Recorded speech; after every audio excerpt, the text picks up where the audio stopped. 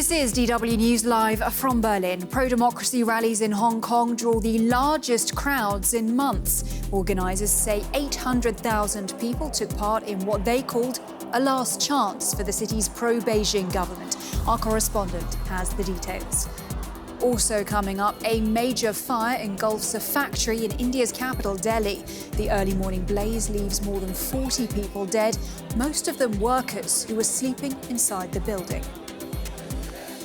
And people in Belarus take to the streets to demand their country stays independent as Russia pushes for a closer union.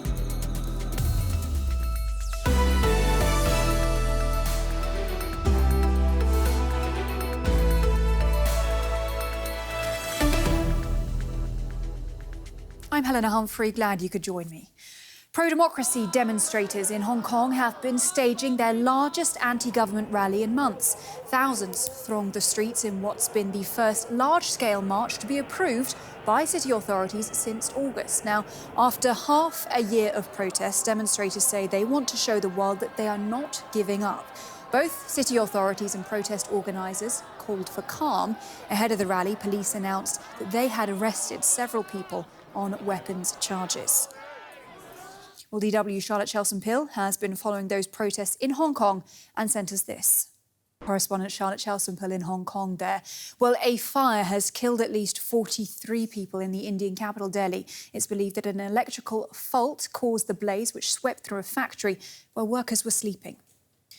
Bundesliga football now, and the biggest match of the season so far. Surprise league leaders Mönchengladbach proved they can more than hold their own against last season's champions Bayern Munich. Let's take a look now at some of the other stories making news around the world.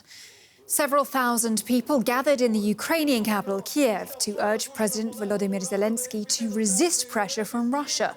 The rally comes on the eve of a summit in Paris between Zelensky and his Russian counterpart, Vladimir Putin.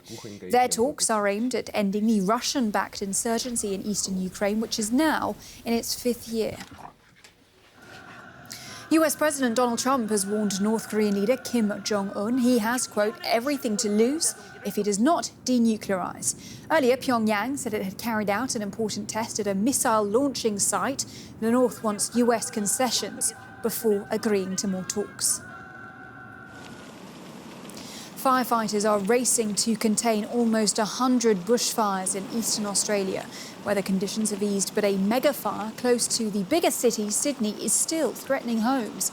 A heat wave with strong winds is forecast this week. Authorities fear that will fuel more severe blazes. Well, hundreds of demonstrators have taken to the streets of the Belarusian capital, Minsk, to protest against closer ties with Russia. Sunday marks 20 years since the two countries signed a union agreement that envisaged a close political, economic and military relationship, but which stopped short of forming a single nation. But a recent push by Russia towards the so-called union state has sparked anger in Belarus.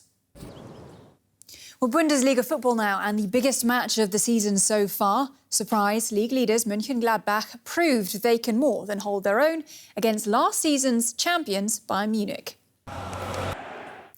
All right, so let's take a look at the Bundesliga scoreboard now for match day 14. And Union Berlin have just completed a home victory over Cologne. On Saturday, Dortmund thrashed Düsseldorf. Leipzig, Leverkusen, Freiburg, Augsburg, they all won. On Friday, Frankfurt drew with Hertha, and Werder Bremen host rock-bottom Paderborn later on Sunday. Now to an unusual battle in the art world over a banana. An artwork featuring the fruit by the Italian artist Maurizio Cattelan has been sold for more than $100,000 in Miami. But then another artist ate it. DW's Alex Forrest-Whiting has the story. She joins me now. Alex, this does sound a little bit like a joke, but why don't you tell me more? Yeah, it does sound like a joke, but it's true. It's about a banana like this, bought from a local grocery store, that was stuck to a wall using duct tape just like this, all part of an installation for a Miami art fair called Art Basel. Then another artist came along. His name is David Datuna, who referred to himself as the hungry artist. There he is. He decided it looked too good to eat, or good enough to eat, so he pulled it from the wall, he peeled it, and in front of a crowd that was gathering before him, he decided to start eating it. And people were gathering around him, taking photos, and then a rather hassled member of staff turned up and said, "Come with me, please," which he duly did. I mean, that sounds pretty strange, but I think the strangest part of this story is that someone has just paid $120,000 for this piece of art, right? Not just one. 3 people have paid $120,000 at least, minimum, for limited editions of this. The person who bought this particular one was a French collector. You think he would be furious about the fact that his artwork has now been eaten, but apparently it's not about the banana itself, it's about the idea. And every person has got a certificate of authenticity, which means that they are told if when the banana gets overripe, they can replace it, or in this case, when it has been eaten, it can be replaced. But obviously the staff at the gallery were not happy about what happened. He was not arrested, but we asked him to leave the booth and to leave the fair, and we have his contact and everything, so we can go further, but I don't think we will.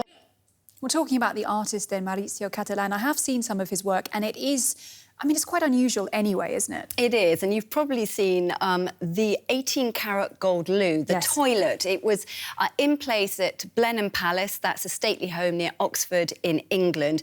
Unfortunately, it was stolen, and although 6 people have been arrested in connection with that, the loo itself has never been found.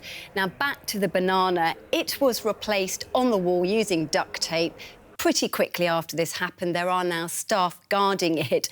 But you have to say this is fantastic publicity for the artist, and it does make you wonder whether there's perhaps a little bit more to this story. I have to say I did wonder the same. It sounds like an expensive banana, but I mean, essentially it works out for a lifetime supply of bananas. So maybe it's a good deal. Who knows? I'm not sure. Alex Forrest-Whiting, thank you so much for bringing us that story. You're watching DW News from Berlin. Coming up next, reporter on location looks at high fashion in some of Colombia's most dangerous spots. Remember, you can always get the latest news and headlines around the clock on our website. That is, of course, dw.com. I'm Helena Humphrey in Berlin. Thanks as ever for your company. More world news coming up at the top of the hour. I'll see you then. Bye for now.